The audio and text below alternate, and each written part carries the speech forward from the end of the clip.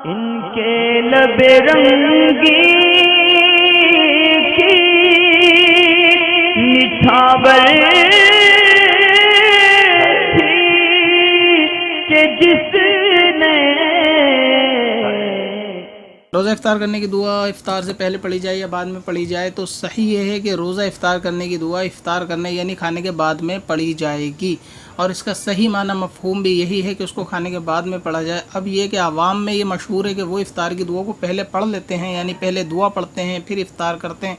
तो इसमें रोज़े पे तो कोई फ़र्क नहीं पड़ता, मगर ये तरीक़ेकार जो है वो सही नहीं है। सही यही है कि उसको बाद में पढ़ा जाए।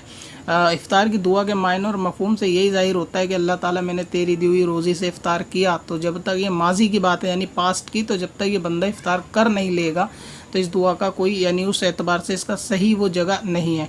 इसकी मिसाल इस तरह समझे कि अगर कोई दस्तरखान पे आपके आगे खाना बिछाए और आप दस्तरखान पे खाना रखा देंगे, फिर अल्लाह ताला से दुआ करें अल्लाह ताला मैंने तेरे पाकीज़ा रिस्क से खाया, तेरा शुक्र, तो ये उस जगह पे दुआ सही नहीं है, क्योंकि अभी आपने उसको खाया ही नहीं। तो जब आप उसको खा लेंगे, चख लेंगे, तब आप ये बात कह सकते हैं कि मैंने अल्लाह ताला तेरे पाकीज़ा रिस्क से खाया।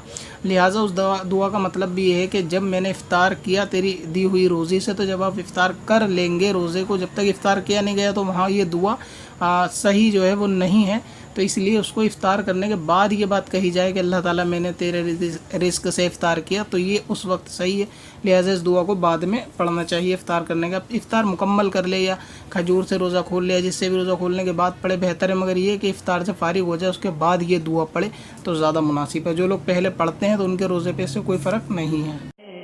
पत्थर में असल लाले पुरनवार बना